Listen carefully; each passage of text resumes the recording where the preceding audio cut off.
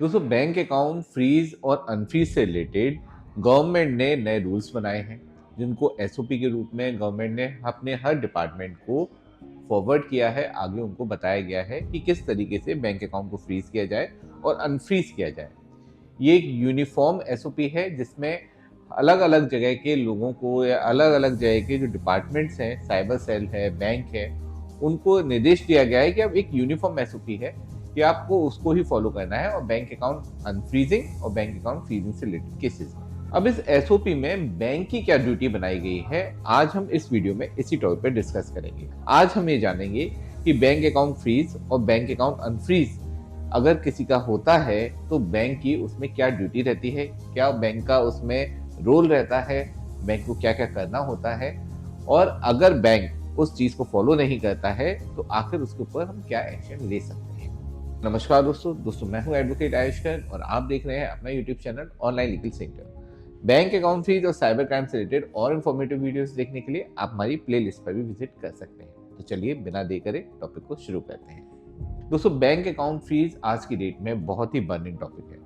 दरअसल ज्यादातर लोग अपने बिजनेस ट्रांजेक्शन या नॉर्मल ट्रांजेक्शन के लिए ऑनलाइन ट्रांजेक्शन का यूज करते हैं, ऑनलाइन फंड रिसीव करते हैं। ऐसे में जब भी आपके बैंक अकाउंट में कोई साइबर क्राइम का फंड आ जाता है, चाहे वो चैन में आया हो या डायरेक्ट आया हो, आपके बैंक अकाउंट पे डेबिट फीस या लीन लगा दिया जाता है। अब ये स्थिति व्यापार के लिए और सामान्य अपने जो डेली रूटीन के ट्रांजेक्शन हैं उन सब के लिए बहुत ही ज्यादा प्रॉब्लमेटिक है। मानिए आपके अकाउंट में कोई भी साइबर क्राइम का फंड आ गया, आपका बैंक अकाउंट फ्रीज हो गया या लीन हो गया, तो आपको करना क्या है? सबसे पहले आपको बैंक में विजिट करना है। वहाँ बैंक मैनेजर से आपको सारी डिटेल्स लेनी है। बैंक की ड्यूटी है कि वो आपको डिटेल्स दें। इस एसओपी में स्पष्ट कहा गया है कि आपको डिटेल्स देनी होगी कि साइबर सेल ने अकाउंट फ्रीज किया है, क्या कंप्लेंट नंबर है, ट्रांजेक्शन डिटेल्स क्या है, जिससे अकाउंट होल्डर अपनी बात बैंक मैनेजर को समझा सकते हैं, साथ में साइबर सेल ऑफिसर से भी कोऑर्डिनेट कर सकते हैं और अपनी जेन्युइनिटी प्रूफ कर सकते हैं। अभी तक बैंक कह देता था कि हमें नहीं मालूम, आप साइबर सेल विजिट करिए, आपके पे एक साइबर कंप्लेंट है, उसकी डिटेल्स आप अपने आप पता करिए। लेकिन यहाँ एसओपी में स्पष्ट कहा गया है कि बैंक को डिटेल बतानी ही होगी। सेकंड दोस्तों, बैंक को आपकी केवाईसी करनी कंपलसरी है। आप अपने अकाउंट से रिलेटेड जो भी आपकी केवाईसी है वो आप कराएं। आप ईडीडी के अकॉर्डिंगली जो भी आपके जेन्युइन डॉक्यूमेंट्स है वो बैंक में सबमिट करें और इसके बाद बैंक सीएफ आरएमएस पोर्टल पे आपके इस चीज को अपडेट करेगा। बैंक अकाउंट अनफ्रीज के लिए ये अपडेशन बहुत ज्यादा जरूरी है और ये अपडेशन आपके बैंक अकाउंट में जो ईडीडी लगा है या केवाईसी आपकी हो गई है, उसके एप्लीकेशन जब आप सबमिट करते हैं बैंक में, उसके विद इन 7 डेज के अंदर बैंक को सबमिट करनी जरूरी है, कंपलसरी। जब बैंक एक बार इसको अपडेट कर देता है तो उसके बाद गेन साइबर सेल के पाले में चली जाती है। फिर वहां पे उस कार्रवाई को पूरा करना होता है। उसकी एक टाइम लिमिट भी है, इतने टाइम में साइबर सेल को अपनी कार्रवाई पूरी करनी होगी। और इससे रिलेटेड हम एक अलग वीडियो बनाएंगे, क्योंकि वीडियो लंबा हो जाएगा, तो इससे रिलेटेड हम अलग वीडियो बनाएंगे और उसमें आपको साइबर सेल से रिलेटेड जो भी रेस्पॉन्सिबिलिटी है साइबर सेल ऑफिसर की, कैसे उसको अकाउंट को अनफ्रीज कराना है, इन सभी प्रक्रिया को हम नेक्स्ट वीडियो में भी बताएंगे। एक बार जब बैंक पोर्टल पे अपडेट कर देता है तो आपको वेट करना होता है साइबर सेल के रेस्पॉन्स का। अगर साइबर सेल का रेस्पॉन्स बीच में आ जाता है, जैसे 15 दिन पे आ सकता है, 30 दिन पे आ सकता है या 90 दिन पे आ सकता है, अगर इनमें से किसी भी दिन पे जैसे ही साइबर सेल का रेस्पॉन्स आता है और वहां से अकाउंट को अनफ्रीज करने, अनलीन करने का ऑर्डर होता है, तो बैंक को तुरंत ही उसको अनफ्रीज अनलीन करना होता है। लेकिन अगर 90 दिन तक भी साइबर सेल का कोई भी रेस्पॉन्स नहीं आता, कोई ऑर्डर नहीं आता है, तो फिर बैंक के पास ये जिम्मेदारी होती है, बैंक के पास ये अधिकार होता है कि वो साइबर सेल ऑफिसर को एक नोटिस दोबारा भेजे, जो मिनिमम 15 दिन का नोटिस होगा।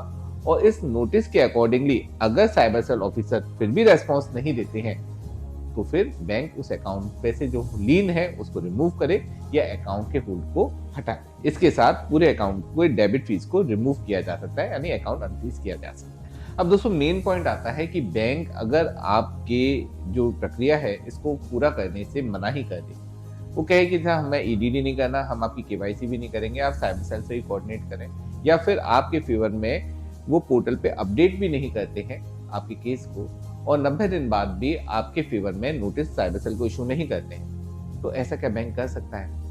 दोस्तों, ऐसा बिल्कुल नहीं है। एसओपी में स्पष्ट लिखा गया है बैंक की जिम्मेदारियों के बारे में और इन सभी कर्तव्यों को बैंक को पूरा करना ही होगा। अगर बैंक इन सब चीज़ों को पूरा नहीं करता है तो आप बैंक के खिलाफ आरबीआई में कंप्लेंट कर सकते हैं। आप ग्रीवांस रिड्रेसल जो सिस्टम है उसके अकॉर्डिंगली भी आप अपने डिस्ट्रिक्ट जो ग्रीवांस ऑफिसर है उसके पास भी अपनी कंप्लेंट फाइल कर सकते हैं, जो कि पुलिस डिपार्टमेंट से रिलेटेड होते हैं।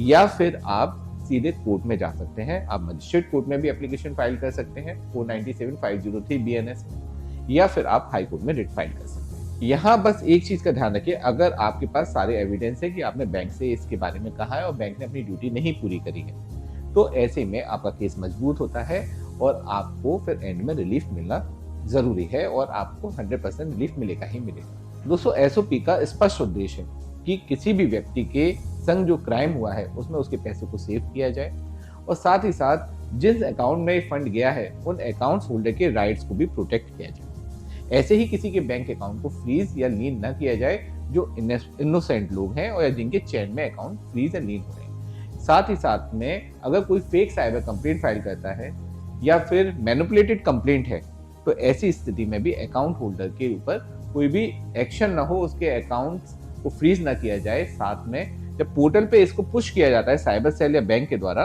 तो उसको भी ध्यान में रखते हुए पुश किया जाए इस केस को आगे। इससे फायदा ये होगा दोस्तों कि साइबर कंप्लेंट जो कि गलत तरीके से फाइल कर दी जाती है यानी फेक साइबर कंप्लेंट्स होते हैं उनको भी कंट्रोल किया जा सकता है। अब एक पॉइंट दोस्तों और आता है कि मल्टीपल साइबर कंप्लेंट होने पे बैंक कई बार खुद ही बैंक अकाउंट को फ्रीज कर देता है या ईडीडी के नाम पे भी फ्रीज कर देता है। अगर बैंक को लगता है कि म्यूल अकाउंट है तो वो ईडीडी के बेस पे केवाईसी कराकर उस अकाउंट की जेन्युइनिटी को चेक करे और उसके बाद उस अकाउंट को उसको अनफ्रीज करना ही होगा, क्योंकि ये टेम्परेरी फ्रीज होगा, ये परमानेंट फ्रीज नहीं होगा, ये सीजर नहीं होगा। अगर बैंक इस चीज को पूरा नहीं करते, एक विद इन टाइम लिमिट है 7 दिन, 10 दिन, 15 दिन, अगर इसके अंतर्गत बैंक उस अकाउंट को अनफ्रीज नहीं करते, ईडीडी की प्रक्रिया को पूरा नहीं करते, आपकी केवाईसी कराकर अकाउंट को रिलीज नहीं करते, डेबिट फीस को रिमूव नहीं करते, तो फिर आप सीधे कोर्ट में इसके खिलाफ केस फाइल कर सकते हैं। आप आरबीआई में भी कंप्लेंट कर सकते हैं या फिर आप डिस्ट्रिक्ट ग्रीवांस ऑफिसर के पास भी इसके खिलाफ कंप्लेंट कर सकते हैं। अभी तक दोस्तों हर बैंक का अपना अपना अलग तरीका था। कोई बैंक आपके अकाउंट की डिटेल्स आपको दे देते थे,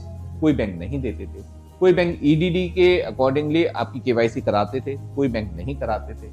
कोई बैंक आपके बैंक अकाउंट को अनफ्रीज करने में आपकी हेल्प करते थे और कोई बैंक नहीं करते थे।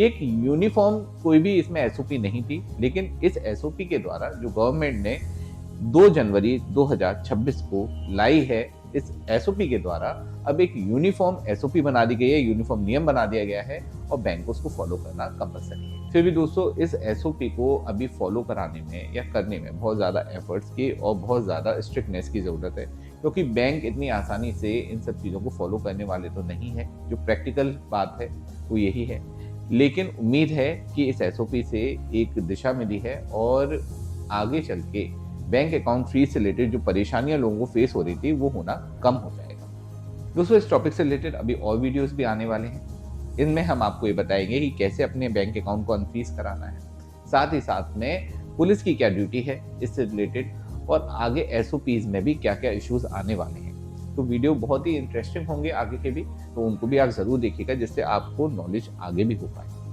दोस्तों अगर इस टॉपिक से रिलेटेड या साइबर क्राइम में बैंक अकाउंट फ्रीज से रिलेटेड कोई भी आपके मन में क्वेरी है, कोई भी इशू है, या आप भी इस प्रकार की समस्या से जूझ रहे हैं, तो आप हमारी हेल्पलाइन नंबर पे कॉल कर सकते हैं। कोई भी लीगल हेल्प चाहिए तो भी आप हमारी हेल्पलाइन नंबर पे कॉल कर सकते हैं, हम आपके साथ हैं, आपकी पूरी हेल्प करेंगे। वीडियो अच्छा लगा हो तो इसे लाइक शेयर कमेंट जरूर कीजिएगा। चैनल को अभी तक सब्सक्राइब नहीं किया है तो इसे सब्सक्राइब भी जरूर कर लीजिए, जिससे आपको ऐसे ही इंफॉर्मेटिव वीडियोस के नोटिफिकेशंस मिलते रहेंगे और आप भी लीगली अपडेटेड रहेंगे। अंत में सतर्क रहें, अपने अधिकारों के लिए जागरूक रहें और ऑनलाइन लीगल सेक्टर से जुड़े रहें। मिलते हैं अगले वीडियो में। जय हिंद।